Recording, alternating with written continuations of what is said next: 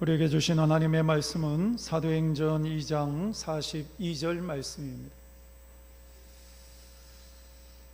사도행전 2장 42절 말씀입니다. 우리 함께 읽겠습니다.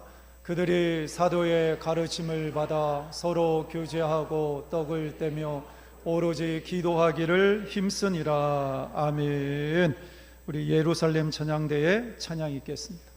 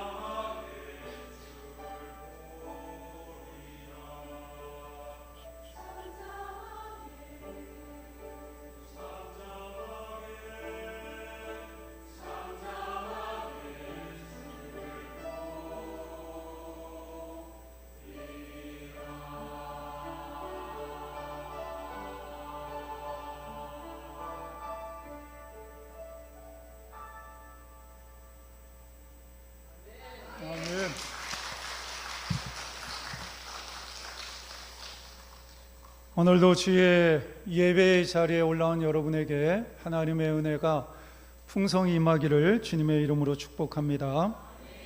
초대교회는 사도의 가르침을 받은 교회였다, 사도의 가르침은 하나님의 말씀입니다. 초대교회는 하나님의 말씀을 굉장히 중요하게 여겼던 교회였습니다.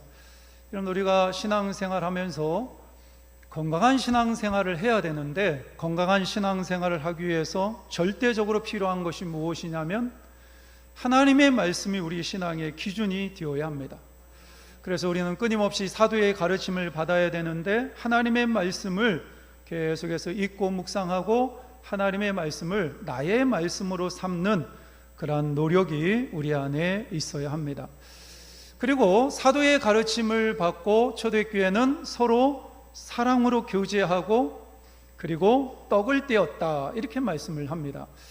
떡을 떼었다라는 이야기는 성만찬을 진행했다라는 이야기이기도 하고요, 사랑하는 성도들끼리 예찬, 함께 식사하고 교제했다라는 이야기도 됩니다. 여러분들, 초대교회는 다양한 사람들이 모였죠.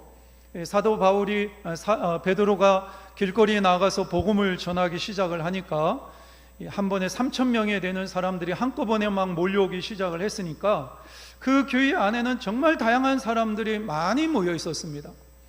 인종도 다르고 살아온 환경도 다르고, 그리고 자신들이 가지고 있는 어떤 삶의 가치관도 다 달랐을 거예요. 그럼에도 불구하고 그것이 전혀 문제가 되지 않았던 교회가 바로 이 예루살렘 교회입니다. 서로 용서하고 서로 이해하고 서로 품어주고 서로 사랑으로 섬기며 교제했기 때문에 초대교회는 머물고 싶은 교회가 되었기 때문에 다양한 사람이 모였음에도 불구하고 전혀 문제가 되지 않고 하나 될 수 있었던 교회, 이 교회가 바로 초대교회 예루살렘 교회였습니다. 머물고 싶은 교회, 함께하고 싶은 교회, 그리고 누군가를 데려오고 전도하고 싶은 교회, 그런 교회가 좋은 교회라고 말씀을 드릴 수가 있습니다. 내가 이 교회에 모였는데 모이면 만나면 헤어지기 싫은 거예요. 그리고 헤어지면 또 바로 생각나서 또 바로 만나고 싶고, 그런 교회가 내가 머물고 싶은 교회이고 하나님께서 기뻐하시는 교회입니다. 우리 북의 제일교회가 그런 교회가 되기를 주님의 이름으로 축복합니다. 제가 북의 제일교회 부임한 지 이제 한 2주 정도 되었습니다. 근데 아직도 모든 게 낯설어요. 여러분들도 제가 아마 낯설 거라고 생각을 하는데, 저는 굉장히 모든 것이 다 낯설죠. 그래서 여러 가지 마음의 분주함도 있고, 그런데 제가 전에 있던 교회에서 사임을 할 때 그곳에 있는 집사님 부부가 우리 사모하고 저하고 목사님 가시는 교회 앞에 호수공원이 있는데 그곳에서 운동을 좀 많이 하시라고, 이제 목사님도 50대가 넘어갔으니까 건강을 좀 잘 챙기셔야 된다고, 그러면서 이 나이키 매장에 가가지고 운동화를 한 컬레씩 사주셨어요. 근데 저는 태어나가지고 그렇게 비싼 운동화를 처음 받아봤습니다. 두 명이서 한 40만 원 정도 되더라고요. 그래서 앞에 호수공원에 우리 사모랑 둘이 나가서 운동하면서 사진을 찍어서 그 집사님한테 보내고 싶은데 아직까지 그걸 못하고 있어요. 마음의 여유가 없는 거예요. 그런데 지난주 수요일 점심 때 우리 교회 오이코스 모임이 있습니다. 그 모임에 초대를 받았어요. 그곳에 가니까 우리 권사님 한 분도 계시고 집사님 두 분, 그 다음에 우리 평신도 두 분이 앉아 계셨어요. 평신도 두 분은 이제 부임 신방, 시간이 안 되기 때문에 그 자리에서 목사님 신방을 같이 받고 싶습니다. 그래서 그곳에서 여러 가지 이야기도 하고, 그리고 그곳에서 이제 식사도 같이 하고 커피도 마시고, 제가 이제 그분들을 위해서 기도도 해드리고, 그러면서 한 2시간 30분 정도 함께 식사하고 또 커피 마시고 그렇게 교제를 했습니다. 근데요, 그곳에 오신 우리 권사님, 집사님들이 말씀을 얼마나 재밌게 하시던지 시간 가는 줄을 모르겠더라고요. 2시간 30분 동안 앉아 있는데, 야, 오랜만에 마음의 여유를 좀 느낀다. 오랜만에 이렇게 막 웃고 아무 부담감 없이 이렇게 서로 대화하고, 야, 너무 좋다, 힐링된다, 이런 느낌을 받았어요. 여러분들, 그 자리가 쉬운 자리가 아닙니다. 처음 만나는 담임 목사가 있고 사모가 있고 권사님도 한 분 계시고 그 다음에 집사님 2분, 거기다 평신도, 연령대를 보면 30대에서 50대 후반까지 다양한 사람들이 모여 있어요. 그럼에도 불구하고 전혀 부담스럽지 않고 너무나 즐겁고 행복한 자리였습니다. 여러분들, 이게 교회입니다. 교회 안에는 이렇게 나이대를 뛰어넘고 그 다음에 성별을 뛰어넘어서 모든 사람들이 함께 식사하고 커피 마시면서 신앙을 이야기하고, 그러면서 자기가 만난 하나님을 이야기하면서 얼마든지 교제하고 하나 될 수 있는 곳, 그런 교회가 좋은 교회입니다. 여러분들, 지금 여러분들이 가장 친하게 지내는 사람이 누구입니까? 여러분들이 가장 자주 만나는 사람이 누구입니까? 우리 교회 안에 혹시 그 사람이 있습니까? 만약에 내가 자주 만나고 내가 가장 친하게 지내는 사람이 교회 안에 있다면 그것은 굉장히 좋은 거예요. 왜 그러냐면 우리는 친구 따라 강남 갑니다. 내 신앙이, 만약에 내가 가까이 하는 사람이 신앙이 좋은 사람이라면 나에게 영적으로 좋은 긍정적인 영향을 미치겠죠. 그러나 신앙이 없는 사람이고 세상적인 사람이라면, 하나님을 모르는 사람이라면 나도 모르는 사이에 내 신앙에 부정적인 영향을 끼칠 것입니다. 그래서 우리는 내가 자주 만나는 사람이 누구인가, 내가 친하게 지내는 사람이 누구인가 살펴볼 필요가 있습니다. 저는 신앙생활 하면서, 제가 목사이지만 평신도들이 신앙생활 하는 가운데 나보다 더 정말로 뛰어난 믿음을 가지고 있는 사람이 있구나, 제가 감동할 때가 있어요. 아니, 평신도로서 어떻게 저렇게 하나님 앞에 헌신하고 저런 신앙의 모습으로 신앙생활을 할까? 내가 평신도라면 저렇게 못할 것 같은데, 이런 사람들이 곳곳에 눈에 띄는 것을 볼 때가 있어요. 그럴 때마다 너무 행복해요. 여러분들, 내 주변에 신앙이 좋은 사람이 있으면 내 신앙에 큰 도움이 됩니다. 그래서 우리는 가능하면 교회 안에서 교제해야 되고, 내가 가장 자주 만나는 사람, 내가 가장 좋아하는 사람이 교회 안에 있는 사람이 되어야 합니다. 오늘 본문의 말씀을 보면 그들이 사도의 가르침을 받아 서로 교제하고 떡을 떼며 오로지 기도하기를 힘쓰니라, 이렇게 말씀하고 있습니다. 초대교회는 베드로가 복음을 전했을 때 그 복음을 받아들이고 이제 교회 안에 머물게 되죠. 가장 먼저 사도의 가르침을 받았어요. 그리고 서로 사랑으로 교제하고 떡을 떼었습니다. 그리고 오늘 본문의 말씀을 보면 그 다음에 그들이 힘쓴 것이 있습니다. 그게 뭐죠?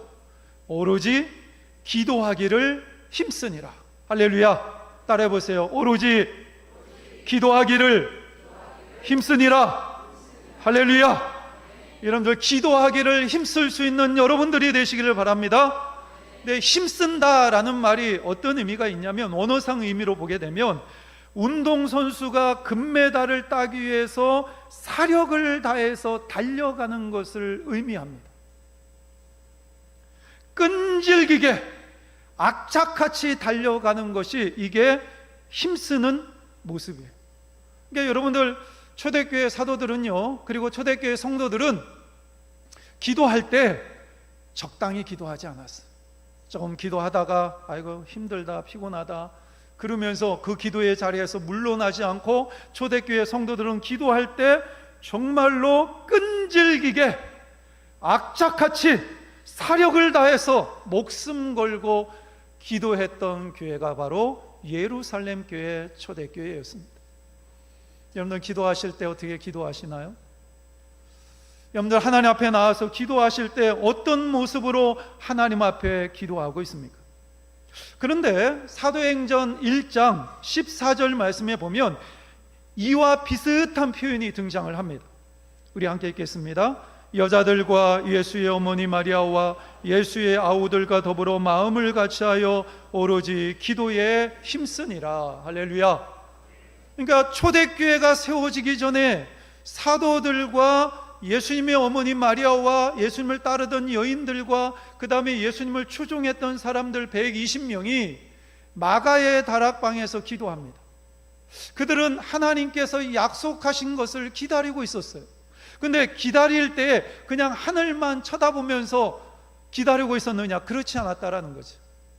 마가의 다락방에서 하나님이 약속하신 그것을 기다리면서 그들은 오로지 기도에 힘썼어요. 그들은 끈질기게 기도했어요. 악착같이 기도했어요. 사력을 다해서 기도했고 목숨 걸면서 그들은 기도했어요. 그럴 때 하나님께서 약속하신 성령이 강력하게 임재했고 그들은 성령 충만해서 길거리에 나가서 복음을 증거하고 예수 그리스도의 이름을 선포했을 때 안진뱅이가 일어나는 놀라운 역사가 일어나게 되는 것을 봅니다. 여러분들, 사도들이 먼저 끈질기고 악착같이 기도했어요. 그 모습을 바라본 초대교회 성도들은 야, 하나님 앞에 기도할 때 사도들처럼 저렇게 기도해야 되는 거구나. 그냥 적당히 기도하는 둥 마는 둥 그렇게 기도하는 것이 아니라 끈질기게 기도해야 되고 악착같이 기도해야 되고 목숨 걸고 기도해야 되는구나. 기도는 저렇게 하는 것이구나. 이러면서 초대교회 성도들이 그것을 본받았고 초대교회 성도들도 그렇게 기도했던 것입니다. 그러면 여러분들, 왜 사도들이 이렇게 하나님 앞에 열정적으로 기도했을까요? 그 이유가 뭘까요? 여러분들, 사도들은 누구를 본받는 사람들이었습니까? 그들의 스승이 누구죠? 예수님이셨어요. 성경에 보게 되면 예수님께서 기도하시는 장면이 곳곳에 등장을 합니다. 한마디로 예수님의 삶을 정의한다면 예수님은 기도의 사람이었습니다. 예수님은 공생애를 시작하시면서 가장 먼저 무엇을 했냐면 광야에서 40일 동안 금식 기도하셨어요. 여러분들, 금식 기도하는 게 쉬운 일이 아니에요. 40일 금식 기도하다가 돌아가신 분도 계세요. 근데 광야에서 40일 동안 금식 기도한다는 게 이게 쉬운 일이 아닌데 예수님께서는 공생애를 시작하시면서 40일 동안 금식 기도하시면서 공생애를 시작하셨어요. 제자들을 선택하실 때도 예수님은 기도하셨어요. 그리고 오병이어의 기적을 행하시고 수많은 사람들이 예수님을 임금 삼으려고 달려들 때 예수님께서는 교만해지지 아니하시고 한적한 곳에 조용히 물러나셔서 그곳에서 홀로 기도하셨어요. 제자들을 파송하실 때에도 예수님은 기도하셨어요. 그리고 십자가를 앞에 두고 가장 힘들고 가장 고통스러운 바로 그 순간에 겟세마네 동산에 올라가셔서 땀방울이 핏방울이 되도록 간절하게 기도하셨어요. 예수님께서 십자가에 달려 돌아가실 때 마지막 예수님의 고백이 무엇입니까? 아버지, 내 영혼을 아버지 손에 부탁하나이다. 할렐루야. 그러니까 예수님께서는 기도로 사역을 시작하셨고 기도로 자신의 생을 마감하셨습니다. 예수님께서는 끈질기고 악착같이 기도하셨던 분이세요. 마가복음 1장 35절 말씀에 보면 예수님이 기도하신 것을 이렇게 표현을 합니다. 우리 함께 읽겠습니다. 새벽 아직도 밝기 전에 예수께서 일어나 나가 한적한 곳으로 가사 거기서 기도하시더니, 새벽 미명에 아직도 날이 밝기 전에 예수님께서는 일어나셔서 한적한 곳으로 가셔서 거기서 기도하셨어요. 예수님께서는 하루를 지내시면서 사람들에게 방해받지 않는 일정한 장소를 정하셨고 일정한 시간에 항상 그곳에 가셔서 기도하셨어요. 이 예수님의 기도는 그것이 계속해서 반복되어지니까 다른 성경에 보면 그 새벽에 일어나서 기도하시는 것이 습관이 되었다라고 성경은 말씀하고 있습니다. 제가 오늘 새벽 기도가 없었어요. 우리 교회는 주일날 새벽 기도가 없잖아요. 근데 새벽 기도가 없더라도 알람을 맞춰놓지 않더라도 새벽 4시가 되면 그냥 자동으로 눈이 떠집니다. 오늘 제가 새벽 4시에 눈을 떴어요. 왜 그랬을까요? 월요일부터 토요일까지 새벽 4시에 일어나니까 그게 습관이 되니까 그냥 자동으로 그 시간이 되면 눈이 떠지는 거예요. 예수님의 기도의 삶이 그러했던 거예요.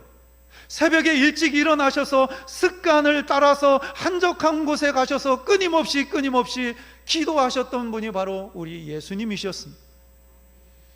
여러분들 성경에 보면, 신약 성경에 보면 사복음서가 나오잖아요. 사복음서가 뭐죠?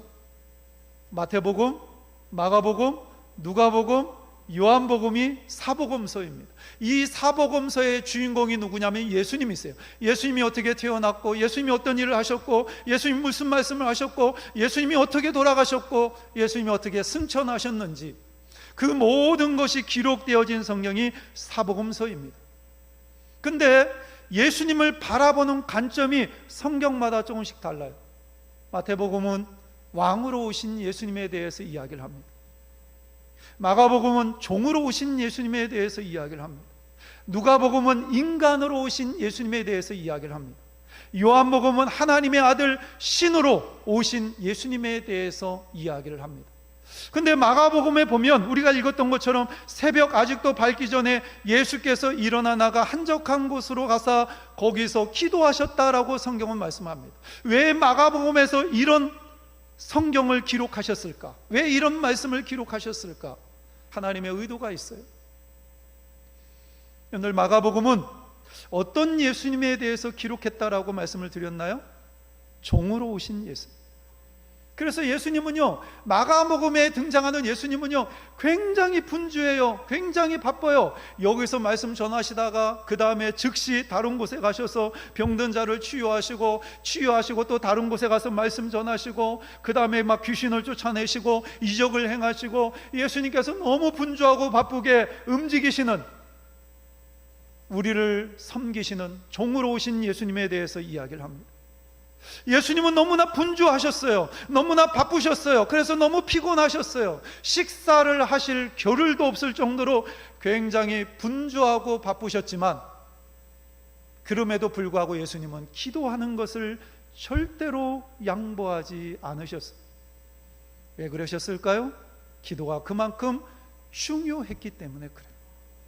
그래서 예수님은 아주 분주하고 바쁘고, 그래서 너무나 피곤하고 힘들지만 새벽 미명에 일어나셔서 한적한 곳에 가셔서 홀로 하나님과 대화하고 하나님 앞에 간절히 기도했던 것입니다. 12명의 제자들이 예수님을 쫓아다녔죠. 그런데 처음에 이 12명의 제자들이 예수님을 쫓아다닐 때 처음에는 기도의 중요성을 제자들은 몰랐어요. 성경에 보게 되면 예수님은 계속해서 기도하셨다라는 기록이 있는데 제자들이 기도했다라는 말은 그렇게 많이 등장하지 않아요. 그러다가 예수님께서 십자가를 앞두고 마지막 밤에 겟세마네 동산으로 올라가실 때 3명의 제자들과 함께 동행하십니다. 그 제자가 누구냐면 베드로, 야고보, 요한입니다. 그러면서 예수님께서 이 3명의 제자들에게 특별히 부탁하신 말씀이 있어요. 마태복음 26장 37절에서 38절 말씀에 보면 함께 읽겠습니다. 베드로와 세베대의 2 아들을 데리고 가실새 고민하고 슬퍼하사 이에 말씀하시되 내 마음이 매우 고민하여 죽게 되었으니 너희는 여기 머물러 나와 함께 깨어 있으라 하시고, 예수님께서 3명의 제자들에게 뭐라고 말씀하시냐면, 야, 내가 이제 십자가를 앞두고 있다. 나는 죽을 거야. 내가 너무 고민돼, 너무 슬퍼. 그러니까 너희들이 나를 위해서 기도해 주고, 예수님께서 제자들에게 중보기도를 요청하신 거예요. 그러면서 너희들도 너희들 앞에 큰 일이 다가올 건데 쓰러지지 않기 위해서, 넘어지지 않기 위해서, 너희들의 신앙을 지키기 위해서 너희들도 깨어서 기도해야 돼. 이렇게 예수님께서 말씀하시는 거예요. 근데 제자들이 어떻게 합니까? 제자들 너무 피곤했어요. 그래서 이 제자들이 너무 피곤해가지고 주무십니다.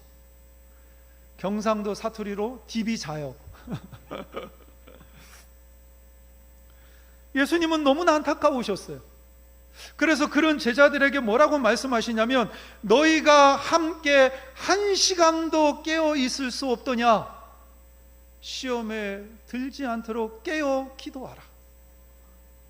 무슨 말씀일까요? 만약에 제자들이 하루에 1시간 깨어서 기도하면 어떤 시험이 와도 이길 수가 있지만, 만약에 너희들이 하루에 1시간도 깨어있지 못하면, 기도하지 않으면 너는 시험이 올 때 너희들은 무너지게 될 것이다. 그래서 시험에 들지 않도록 깨어서 너희들은 기도해라. 이게 예수님의 말씀이었어요. 경고의 말씀이었죠. 겟세마네 동산에서 땀방울이 핏방울이 되도록 기도하셨던 예수님은 넉넉하게 십자가를 짊어지시고 사명을 완수하십니다. 그러나 겟세마네 동산에서 기도의 자리에서 실패했던 제자들은 베드로조차도 예수님 어디를 가시든지 간에 나 목숨 걸고 주님 따라갈 겁니다, 호언장담했잖아요. 그럼 베드로조차도 십자가 앞에서 3번씩이나 예수님을 부인하고 저주합니다. 겟세마네 동산에서 기도의 싸움에서 승리하셨던 예수님은 십자가 위에서도 승리하셨어요. 그러나 겟세마네 동산에서 기도의 싸움에서 무너졌던 그들은 처참하게 무너져 내리는 것을 보게 됩니다. 제자들은 이런 실패를 경험한 거예요. 기도가 신앙의 삶 속에서 너무 중요하구나. 예수님께서 1시간이라도 깨어 기도하라고 말씀하셨는데, 우리가 기도하지 않으면 우리는 무너지는구나, 우리는 실패하는구나, 우리는 사탄의 밥이 될 수밖에 없구나, 이것을 실패를 통해서 깨달은 사도들은 교회가 세워지자마자 악착같이 끈질기게 목숨 걸고 기도하기 시작을 했던 거예요. 여러분들, 하나님의 사랑을 조금이라도 경험하고 아는 사람은요, 누구나 그분께 나아가고 싶고 그분께 말하고 싶어집니다. 여러분들, 자녀들을 사랑하고 자녀들이 부모를 사랑하면 자녀들이 자꾸 부모에게 와서 말을 해요. 대화하죠. 말하고 싶어져요. 여러분들 다 얼굴 보니까 연애 결혼하신 것 같은데 연애 결혼을 할 때 사랑하는 사람을 만나면요, 자꾸 만나고 싶죠.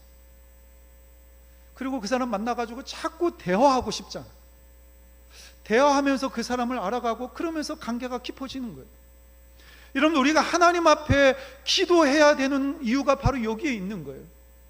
하나님이 우리를 너무나 사랑하셨거든요. 얼마나 사랑하셨습니까? 자기의 독생자 예수 그리스도를 십자가에 달려 죽이기까지 하나님은 우리를 사랑하셨어요.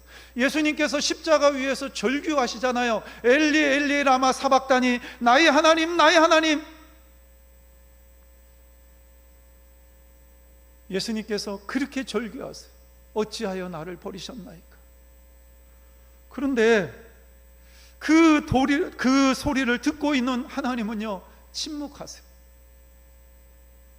예수님께서 십자가 위에서 어찌하여 나를 버리셨습니까? 라고 절규하셨는데, 그럼에도 불구하고 하나님은 그 예수님을 외면하십니다. 왜 외면하셨을까요? 우리를 구원하기 위해서, 우리를 너무나 사랑하시기 때문에.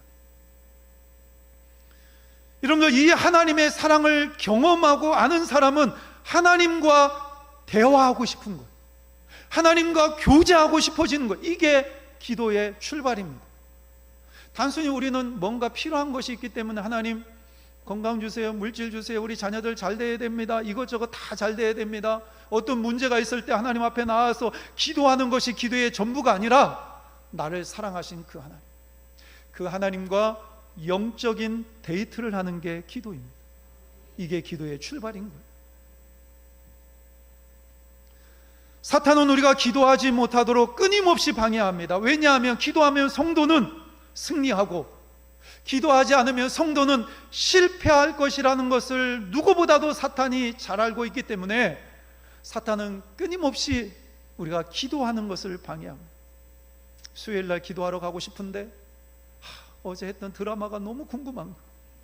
수요일마다 그 시간에 왜 하필이면 그 기도회 가는 그 시간에 그 드라마가 할까?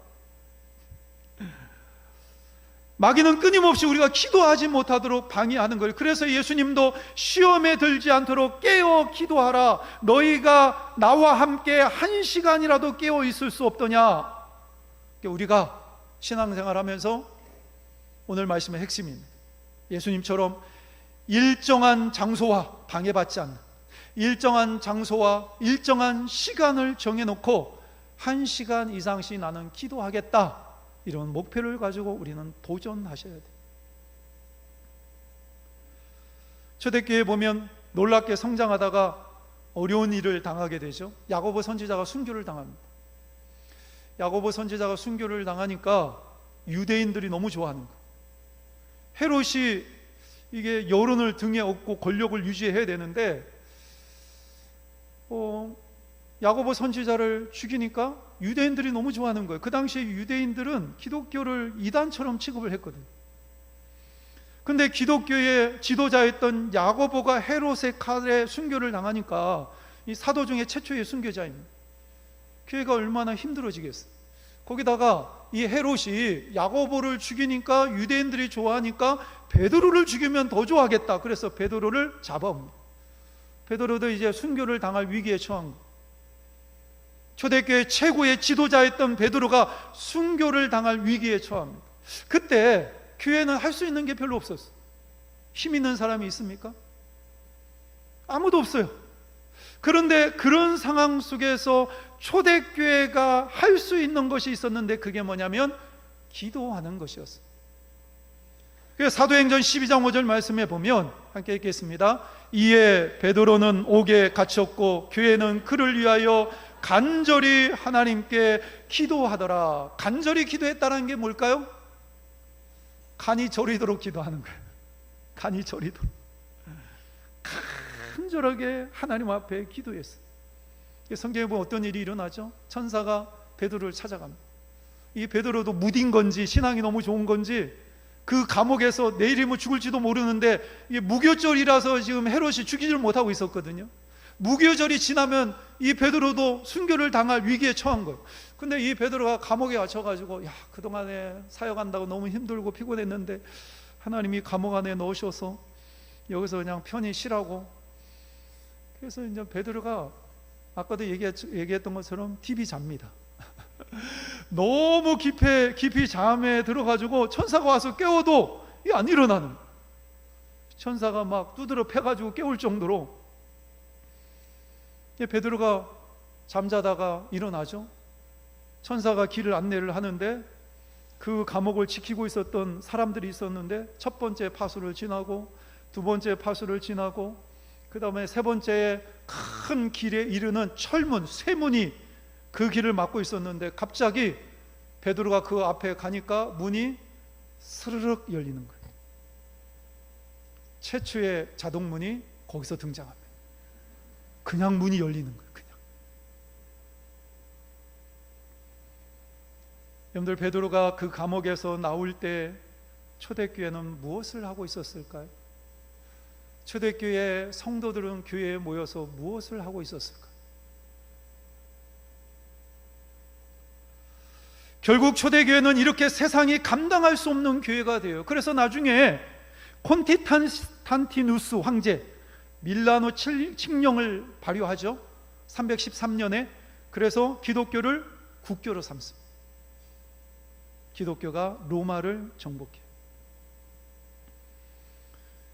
교회에 도대체 어떤 힘이 있었을까요? 복음의 힘이고 기도의 힘이었던 거예요.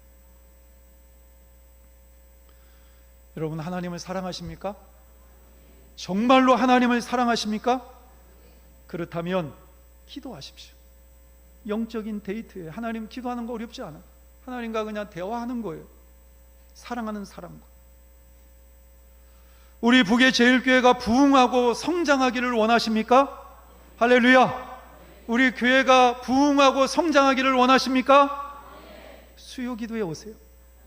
이렇게 아멘 소리가 작아졌어요. 네? 여러분의 인생 가운데 하나님의 놀라운 기적을 경험하고 싶습니까? 그렇다면 기도의 자리로 나오십시오. 종교개혁자 존 낙스는 이런 말을 했어요. 내 생명을 사랑하듯 기도를 사랑하라. 내 생명을 사랑하듯 기도를 사랑하라. 여러분들, 기도를 뭐라고 표현을 하냐면 가장 많이 표현하는 게 영적인 호흡이다라고 이야기를 합니다. 사람이 호흡이 끊어지면 그 사람은 죽는 거예요. 예수 믿는 사람들에게 기도가 끊어지면 그 사람은 영적으로 죽는 거예요. 그래서 내 생명을 사랑하듯 기도를 사랑하는 성도가 되셔야 합니다. 여러분들이 기도하기 시작할 때 우리 북의 제일교회는 부흥하게 될 것입니다. 여러분의 삶 가운데 하나님의 살아계신 흔적들이, 우리가 보기에는 기적과 같은 놀라운 일들이 일어나게 될 것입니다. 기도하는데 이 하나님을 경험하시는 여러분 모두가 되시기를 주님의 이름으로 축복합니다. 오늘도 살아계셔서 우리에게 생명의 말씀을 주신 하나님을 찬양합니다. 하나님의 말씀이 우리 영혼 깊숙한 곳에 스며들게 하시고 우리의 삶을 움직이는 능력의 말씀이 되게 하여 주옵소서. 오로지 기도에 힘썼던 초대교회처럼 우리 교회 모든 성도가 오로지 기도하기에 힘쓰는 성도가 되기를 소망합니다. 예수님처럼 우리도 바쁘고 피곤하지만 그럼에도 불구하고 예수님이 기도의 자리에 가셔서 한적한 곳에 습관처럼 기도하셨던 것처럼 하나님, 우리도 절대로 타협하거나 양보하지 않고 기도의 자리에서 승리할 수 있도록 은혜를 베풀어 주옵소서. 일정한 장소가 있게 하게 하시고 일정한 시간이 있게 하게 하시고 그 자리에서 끈질기고 악착같이 기도할 수 있는 기도의 승리자가 우리 모두가 되게 하여 주옵소서. 예수 그리스도의 이름으로 기도하옵나이다. 아멘. 찬송가